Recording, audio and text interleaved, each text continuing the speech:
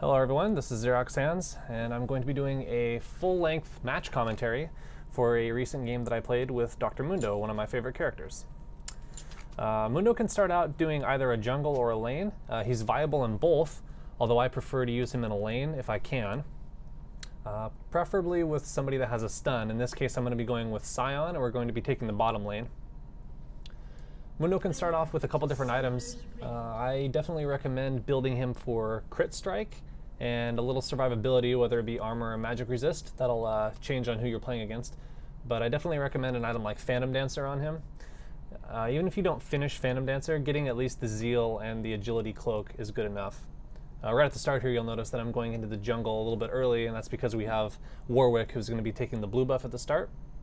And I want to make sure that he's able to get that clean without having to worry about the other team ganking him early and messing up his entire early game jungling. You'll also notice here that I started off with a Dorn shield and 1 health pot instead of building a full item. And that's because the Dorn items are really great, especially for a character like Mundo. It gives him a little bit of extra health and regeneration on top of his passive. So it's really great for staying in the lane. And if a fight starts to go south, it's always nice to have a little bit of extra armor and a red potion in case somebody hits you with an ignite. Sometimes that'll let you survive the last tick, for example, or the last auto attack that they can throw out before you get back to a tower.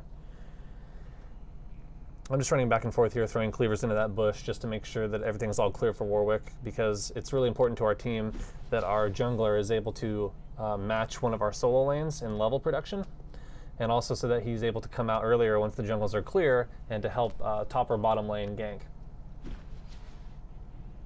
Any character with a skill shot, like you see me there checking the brush with a cleaver, any character that has a skill shot like that is really valuable for checking bushes. You never want to check a bush with your face, because then you end up dying more often than not, or at least taking significant damage and having to port back, missing out on golden experience early game.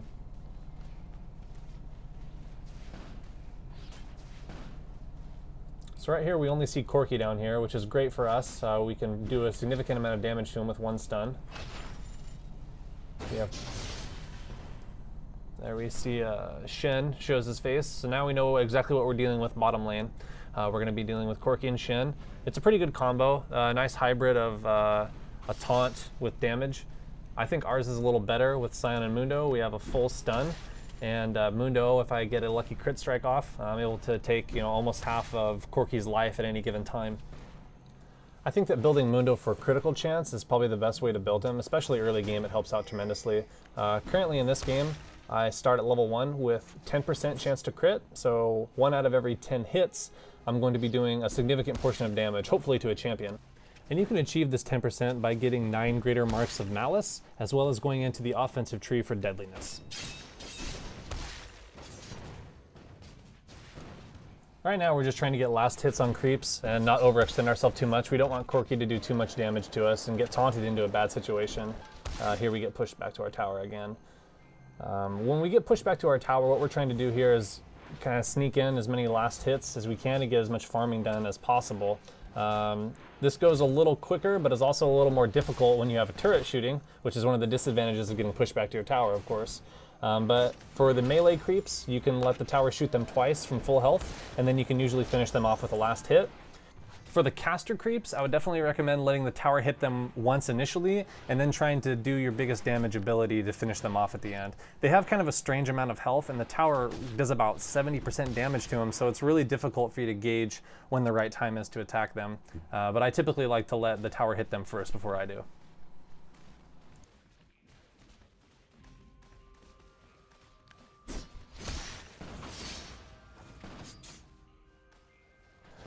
So our early game is kind of boring here. We're just sort of dancing around looking for a good stun. Our Scion stuns Shen for some reason. I'm not really sure why. And then we end up attacking their tank. Probably not the best option. We perhaps could have killed Corki there if we would have had a stun on him. But we get another stun on him right here and we fail. So I guess maybe it just wasn't meant to be. I exhaust Corki, he Valkyries away. I hit him with a cleaver and his ghost is too much for me. I just can't keep up with him. Right now we're in a pretty bad position where it looks like any one of us could die. Luckily Scion gets a stun off and then I'm able to make a great escape here. Shen taunts me and then I get a very lucky dodge off as Corki tries to auto attack me while I return behind the tower. Now I also use dodge seals in this game, as well as putting 21 points into the defensive tree in my masteries, including picking up the dodge points, which I feel are just generally good for melee DPS champions. Here I port back to town to heal and also to get my level 1 boots, which are pretty important before Mundo hits level 6. And then I also pick up a sight ward, hoping to place it in the brush that Cassin's about to die in there. Now, bottom lane's not looking too good at this point. We're down a couple kills, and we lost our solo mid, who tried to come down and help, but ended up dying. So things could look better than they are right now. But I'm gonna come down here and try to clear out all these creeps, get as much experience as I can from them, and possibly get some gold in the process.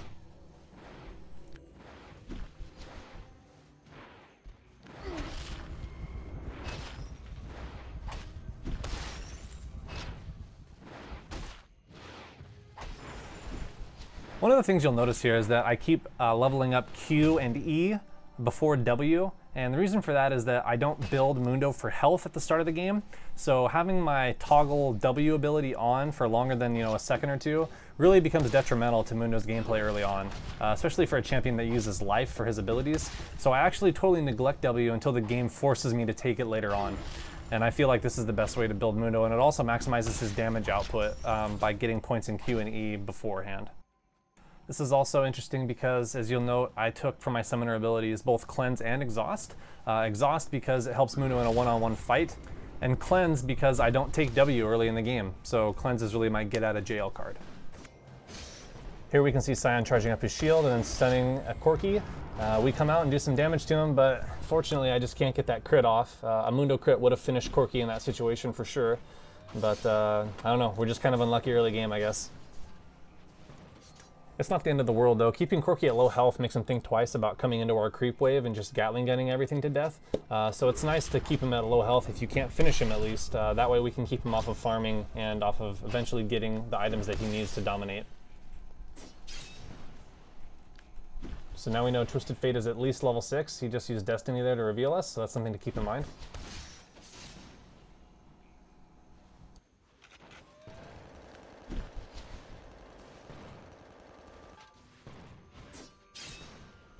Here we're kind of playing it safe. I'm hanging out behind my creeps and Sion's down in the bushes to sort of give us a surprise attack advantage if somebody comes close enough.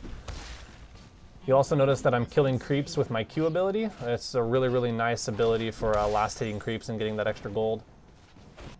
Yeah, it looks like Morgana's going to be dying up here, and Warwick will come out of the jungle to cover top lane, hopefully. We're just trying to hold off until we hit level 6 here, and then we can really start to dish out some real damage.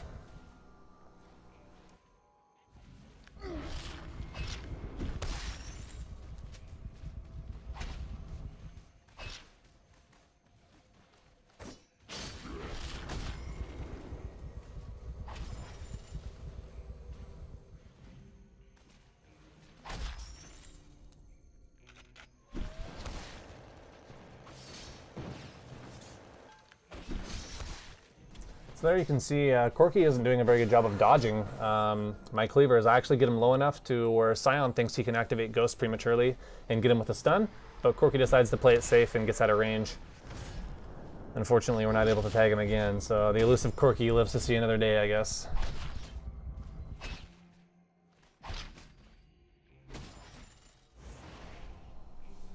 Now that I have Mundo's ultimate at level 6, I pretty much don't have to go back to buy unless I absolutely need something. I'm going to be in the lane for a long time now because I can stay out almost indefinitely.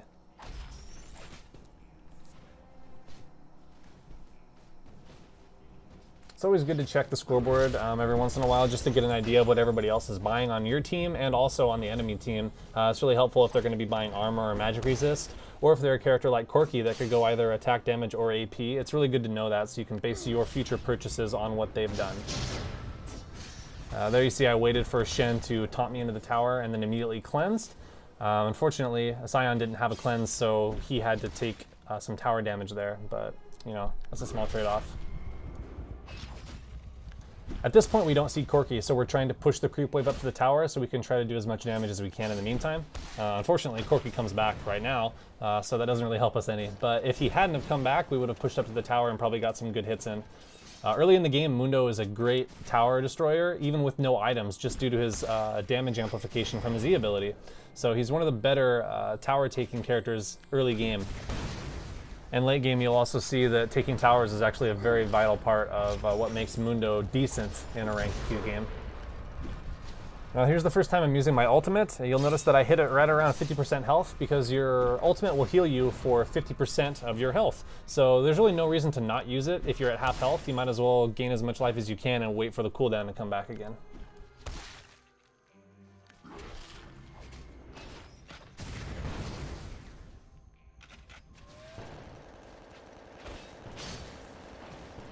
I'm still kind of bloodthirsty for that Corki. I'd really like to get a kill on him early and shut him down.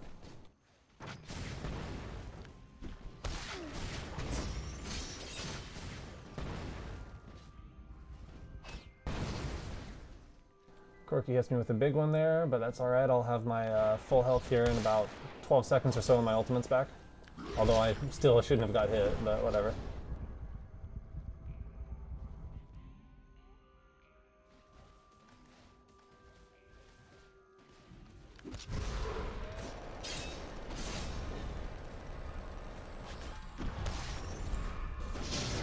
That was a pretty good stun there on Corki. Unfortunately, he flashed out of the way. And then TF ports in and Rammus comes. So what I'm trying to do now is just cleaver as many people as I can, and then I end up choosing the kill for Twisted Fate. I managed to exhaust him within tower range, and then now I'm going to pump as much damage as I can into Rammus with our Warwick. Shen uses his ultimate and saves Rammus's life. Rammus is able to ball away. And so now I completely disregard Shen because he has almost full health, and instead go into the jungle to chase down Rammus. Now I have a little help from Morgana here, as you'll see. Unfortunately, she comes over to this side, which is kind of a mistake. Well, we could have done a pinch if she would have went the other way. He gets aggro from the wolves, which tells me where he is, and I'm starting to chase him down, and Morgana manages to get the kill with a Dark Binding. But it was a pretty good kill overall. It's nice to know that your center lane character is cognizant enough of what's going on to actually come into the jungle to chase down that Rammus kill.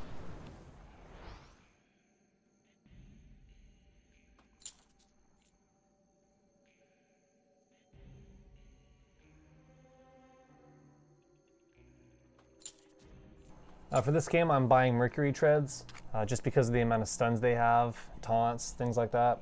But I'm also starting to build Brawler's Gloves and my dagger so I can get that Zeal eventually, because Zeal becomes a very integral part of Mundo's offense as I start to build towards more and more crit strike.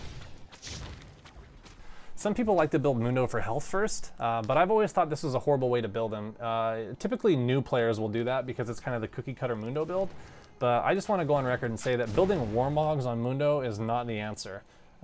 He just doesn't do enough damage late game if you're not